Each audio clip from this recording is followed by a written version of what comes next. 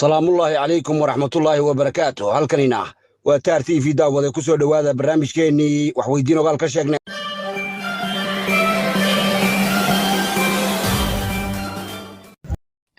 qodobada war iyo wacalan idinka hayna carreede waxaa ugu dooro ina jabuutaawi oo ciidankiisa afar laga toogtay 6 kalena laga dhaawacay tababar loo soo xidhay ciidamada gaarka u tababaran ee Somaliland. Cabdirasaaq Khaliif oo ku dambeeyay in ilaahay jugdhabayo tahaysa lama maqlo wareematadii oo laga ilka xaydhaystay dhagar laga soo maleegay Jabuuti oo Oromada lagaga xalidhinaya Hargeysa nin lagu gaban waray biraha dhaadheer baarlamaanka Somaliland oo meel mariyay qorshaha aqoonsiga dalka balkay firdhiya oo noqday hurwaan haaramana inaga heeriyay iyo weliba banaanbax lagu taageerayo Somaliland oo ka dhacay degmada Baran.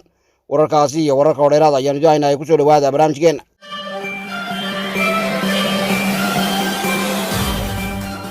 Bishaaro shirkadda Al-Mustaqbal ee xajka iyo cumradu waxay bishan ku samaysay qiimo dhibis sanadeedkii abidi ugu ballaarnaa taasoo ah $200 oo keliya. qiimo dhibistu waxay soconaysaa muddo kooban. haddaba walaalaha jecel in looga cumreeyo waalidiintoodii dhintay ama dhulyaalka la xidhiidhan shirkadda ah intaan qiimo dhimistu xidhmin adigoo ugu soo hagaagaya lambarada shashada kaaga muuqda. wararka aanu ka helayno ama nagaga soo diniinaya dalka Yemen ayaa sheegaya intii loo badnaa uu kacay ra'iisul wasaarihii horboodi jiray xukuumadda ay dambaabaan qolyaha gundhatiga gaaban ee Xuutiyiinta Yemen. xogaha ayaa toocinaya in duulkan lala eegtay gantaal mariidaysan oo magaalada Sacna ay ku aamusiiyeen reeraha laga fadhiyi waayay dooxatada.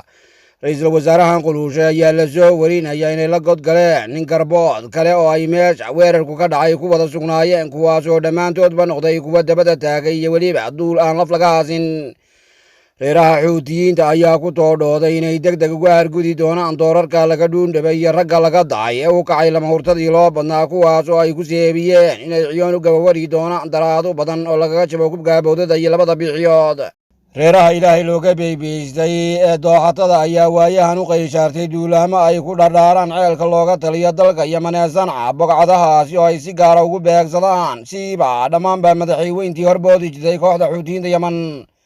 iyaguna xogaha nagaga soo susumaya dalka Indonesia ayaa sheegaya inay majaa ka dhaceen banaanbaxyo ay dhigahayaan dadka gadoosan isla jeerkaas oo malka qaaday sida uu wax u wado ninka dalkaasi la weliyo kaas oo ay dhalada u saareen inuu noqday mid aan jir dubaaxiya lahayn ama saan jixix gooyey.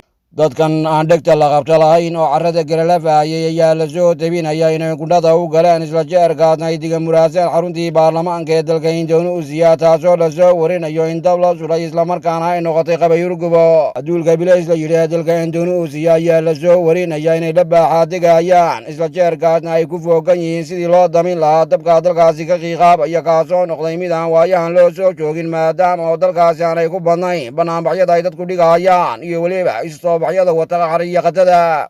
madaxweynaha dalka Indonesia ayaa la soo sheegaya inuu guud ahaanba joojiyo socdaal ugu toogahaya inuu qoobka ka guliyo duubub wadaagta isku dhoonka ee Danbury gaar ahaan deegaanyada Shiinaha oo ka dhici lahaa isqoolaab ay yeelan doonaan dalka Danbury. ninkan ayaa la soo warinaya inuu ka soo bixi waayay cabuudhii uu wiiqa dhigi jiray ee ku taalay magaalada Jakarta isagoo dib ugu dhacay sidii uu hubin lahaa inay arrimuhu kala miirmaan si uu ula hadlo oo uu habiyo isla jeerkaasna uu ugu dimijaaqo amaba ugu jeediyo hadallo u badan tabaatiig bulshada beledu wadata ee ku dhaqan ceelka dalkaasi looga arrimiya Jakarta. isaguna guddoomiyaha xisbiga wadani ee degmada Huluul ee gobolka Sanaag Laas Xuseen Maxamuud oo qoraal ku soo gasangeeray degalka Facebook ayaa sheegay in loo baahan yahay gobolka sidii looga soo gaadhi lahaa ama se looga qaban lahaa waxa uu ku seebiyey siyaasiyiin ku dambeeyey ka isqarinaysa ama se niqaaban. waxa uu dhigay qoraalkiisa oo daaranaa fariin uu u daawinayay guddoomiyaha xisbiga wadani Xirsi Cali Xaaji Xasan iyo weliba madaxweynaha jamhuuriyadda Somaliland Cabdiraxmaan Maxamed Cabdilaahi Cigaal sidatan. ugu horreyn gobolka Sanaag gaar ahaan degmada Huluul waxaa gebi ahaanba xididada loo siibayaa islamarkaana la ugaarsanaya cid laale iyo ciddii la soo shaqaysay xisbiga wadani gaar ahaan xilliga ololaha doorashada. cidda qorshahan dabada ka turbaaninaysa ee arrinkan ku foogani waa xubnaha xukuumadda ku matala deegaanka Huluul kuwaasi oo aan u dhibirsanayn xisbiga iyo xukuumaddaba balse aan u ahayn waxa afkalaad lagu dhaho daacadda. waxaan codsanayaabaa qoraalka lagu yidhi in madaxweynaha dalka iyo guddoomiyaha xisbigu ay deegaamadaasi ka qabtaan ka hadan isqarinaysa ee ku howlan danaha xisbiga ka. waxaan soo jeedinayaa buu yidhi in xilalka xukuumadda ee deegaanka loo dhiibo rag dowladda iyo xisbiga wadani ayisan oo aan dhabarka ka jabinaynin isla jeerkaasna aan wada shaqayn la lahayn xisbiyada mucaaradka ayuu hadalka ku soo gabagabeeyey guddoomiyaha xisbiga wadani ee degmada Huluul Laas Xuseen Maxamuud. isaguna murashax xildhibaan cabdinaasir cawad muuse dooyo ayaa daboolka ka qaaday inuu u taagan yahay laacdamo loolami doona doorashada golaha wakiilada somalilan ee guga 2026 isaga oo ka sharaxan gobolka sool.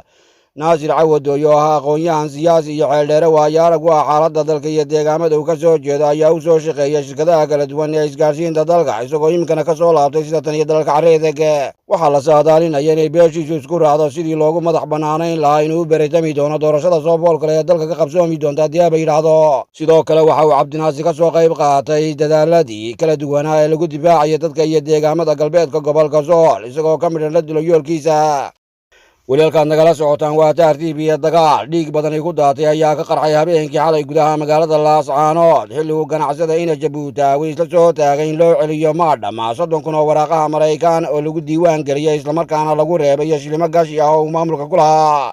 dagaalkan oo bilowday xilli goorsheegtu ahayd 8 iyo barkii habeennimo waxa uu dhammaaday saaka markii la soo gaadhay 11 goorsheegtu markay ahayd.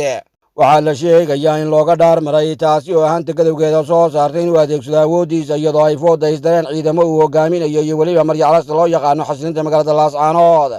dhimashada iyo dhaawaca ayaa noqotay 4 qof oo ay ka fangegtay iyo weliba 6 kale oo dhaawac soo gaadhay. ina jabuutaawi waxa uu ku dhawaaqay inuu ilayska magaalada damiin doono maadaama uu isagu leeyahay sudaga bidhii qawshida magaalada laascaanood waxaana waanwaan iyo weliba isu wadayn dheer kadib lagu guulaystay in lacagtii loo ballan qaado iyo weliba in ragga dhintay la duugo iyadoo la isu iman doono marka doorasho ku sheegta laga soo laabto.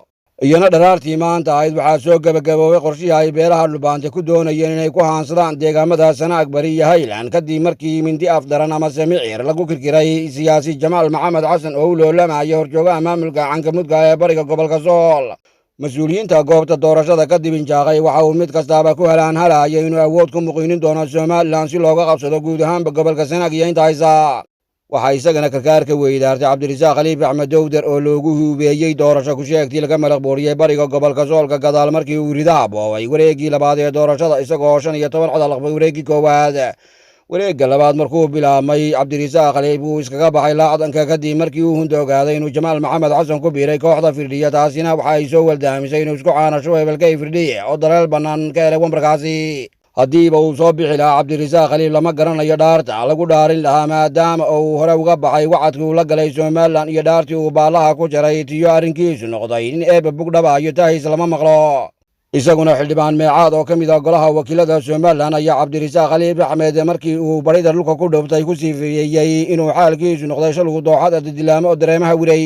waxaan rajaynayaa nin kasta oo halkaa ka soo leh ceergaawan xoreynaya war waqtiyu kaa lumin. waxa uu ku toosiyey axad laga inaabsaday oo xejin waayey barwaaqadii iyo balaadhihii uu ku haystay jamhuuriyadda somalilan.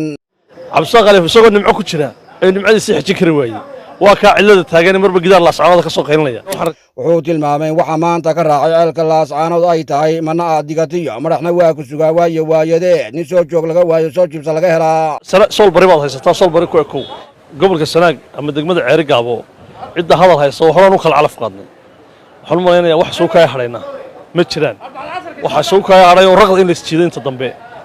hebelkay firdhiya oo mar labaad la heeriyeeyey ayaa ku xigeen u cugtay afgaanka oo ay dowlad goboleedka puntland ka soo baxsatay degmada badhan isagoo cararkii la ogaa inuu ku soo galay ceelka laascaanood.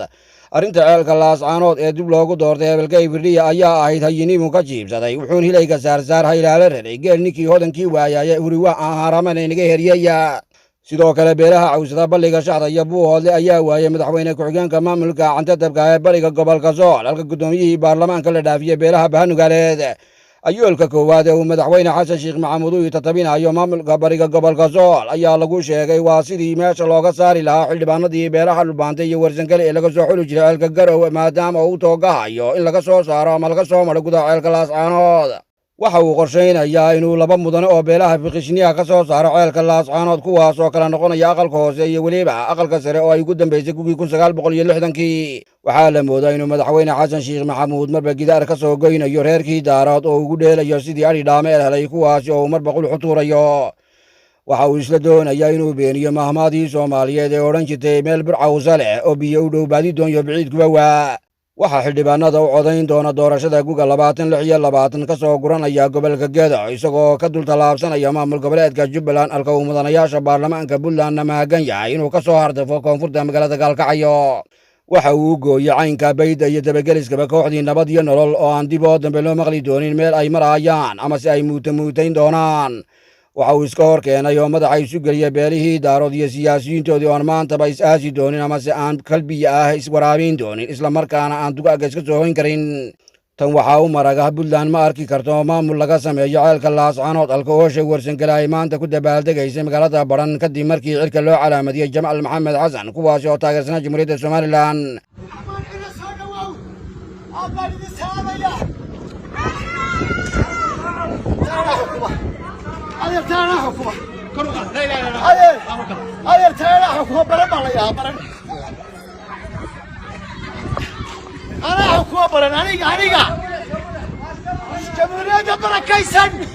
in la wadi jirayba marka uu xasan sheekh maxamuud isku dubarito xildhibaanadan waxa aan gacanta ugu jirin kuwa somalilan ee ku sugan ceelka xamar iyadoo laga wada dheragsan yahay dagaalka siyaasadeed iyo colaadeed ee uu la galay jamhuuriyadda somalilan. maanta waxaan rabnaa insha allahu tacaala warbixin inaan ka bixino masjid jaamicii caynaba ee muddada sida caadada inoo ahayd aynu marba ka wareysan jirnay halka uu marayo.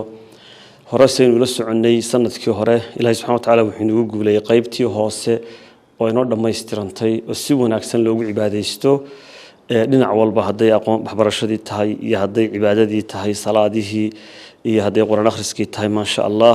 qofkii arkay wuu arkay inta kalena way daawatay. ilaahay baan ugu mahad celinaynaa inuu guuleeyay qaybtaa hore. walaalayaal saa ogeydeen waxaan soo dhagax dhignay qaybtii labaad muddo hadda dhowr bilood laga joogo. dhagax dhig ayaynu indhoweydba ka hadli jirnay. dhagax dhigaasoo inoo hirgalay. waxaynu maanta ku xijinaynaa dhagax dhigii kadib fayskii hore qaybtaa sare fayskeedii hore oo maaragtay qaybteedii koobaad ah oo lagu qiimeeyey qiimo ahaan lacag gaadhaysa $150,000. waa qaybta ay ku jirto maca shubka sare wax walba ay ku jiraan oo qiimaha lagu qiimeeyey ayaan rabnaa inaan ka warbixino iyo wixii aan u hayno. walaalayaal lacagta 150ka falilah alxamdu $40,000 waa haynaa gacanta ayaan ku haynaa. ilaahay subxaanahu wa tacaala intii la baxday miisaanka xasanaadka ha u saaro. waxaa kaloo aan haynaa 960 xabo oo sibidha sida aan warbixinta hore u soo sheegnay 3,200 xabo oo sibidha ayaa gelaya masjidka. markaa 900 iyo dheeraadka waynu haysanaa falilah alxamdu. walaalayaal qofkii kaga qayb qaadanaya sibidh qofkii kaga qayb qaadanaya materialka kale ee gelaya waa u furan tahay. ilaahayna waxaan ka baryayaa jalla jalaaluhu siduu tii hore inagu guuleeyey uu tanna inagu guuleeyo. marka waxaan uga baxayaa walaalkay sheekh maxamed kaariye oo runtii ah lafdhabartii masjidkan raggii hore uga soo shaqeeyey isaga iyo culimo badan oo hore. ilaahay subxaanahu wa tacaala miisaanka xasanaadka ha u saaro. maantana ka qayb qaadanaya walaalaha islaamka meel kastay kala joogaan u weydiinaya